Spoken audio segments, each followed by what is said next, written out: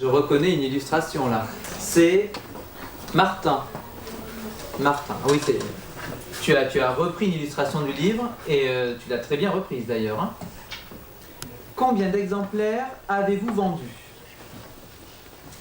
Le problème c'est que je vais te parler en termes avec un décalage d'un an presque parce que je connais le nombre d'exemplaires que j'ai vendus au 1er janvier de l'année dernière.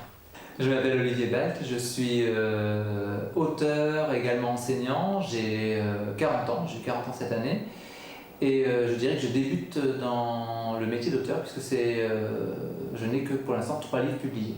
J'ai cru comprendre aussi que vous aviez préparé différentes petites choses sur cet ouvrage. Vous avez, alors je ne sais pas si vous l'avez lu intégralement en classe. Oui. Voilà, donc on va en parler. Et donc, vous m'avez préparé, si j'ai bien saisi, toutes ces cartes avec des questions au dos. Alors moi, j'ai une question d'abord à vous adresser. Tous les dessins sont en rapport, je suppose, avec l'histoire? Oui. Je pense que c'est important, ne serait-ce que pour échanger sur leur perception du livre. Une fois que le livre est écrit, il ne m'appartient plus vraiment et c'est vrai qu'eux, ils se l'approprient. Alors parfois, ils se l'approprient à des années-lumière de ce que nous, on a pensé au départ. Rendez-vous hommage à quelqu'un. Dans l'ouvrage? Alors en fait, par plein de petits biais, j'ai réussi. J'ai essayé de faire des clins d'œil à différentes personnes. Mon papa s'appelle René. Et dans le texte, on a René le charcutier. Alors mon papa n'était pas du tout charcutier. Hein.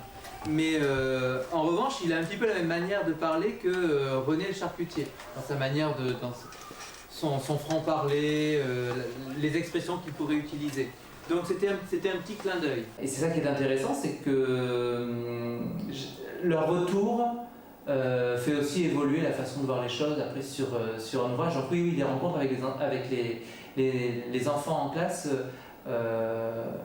d'une part elles sont d'une grande fraîcheur ces rencontres, et puis je trouve que pour le métier d'écrivain, pour le fait d'écrire, c'est important. Ça permet de faire évoluer son écriture, sa manière de voir.